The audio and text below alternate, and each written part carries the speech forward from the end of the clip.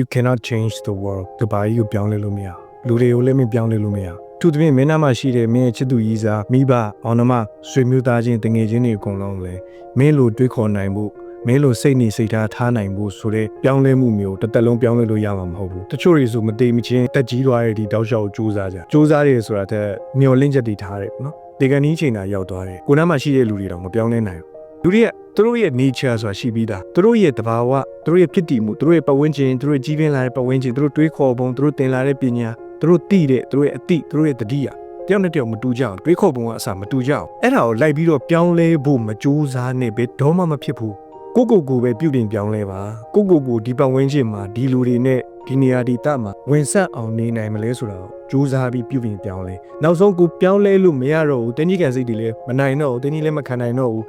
ငါလည်းမပြောင်းလဲနိုင်ဘူးမင်းတို့တော့မပြောင်းလဲဘူးငါလည်းမပြောင်းလဲနိုင်ဘူးဆိုတဲ့စိတ်မျိုးဖြစ်လာတယ်ဒီနေရာနဲ့ကိုပြောင်းသွားလိုက်နောက်တနေရာအစ်ကိုရှာတက်ကနေပြန်စအဲ့လိုမှမဟုတ်ဘူးဆိုရင်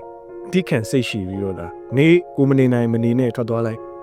ကိုတင်းကြီးမခံနိုင်တော့ထွက်သွားလိုက်ကိုစိတ်မရှိနိုင်တော့ဘူးမလားထွက်သွားလိုက်လောကမှာတခဏတာပဲအသက်ရှင်ဝင်ရတဲ့အချိန်မှာစိတ်ဒုက္ခတွေရောက်နေတာပူပင်တွေရောက်နေတာမျိုးတွေဖြစ်တယ်မလိုအပ်တဲ့ပူပင်တွေမလိုအပ်တဲ့စိတ်ဒုက္ခတွေရောက်ခံနေတယ်ကိုချစ်တယ်မလား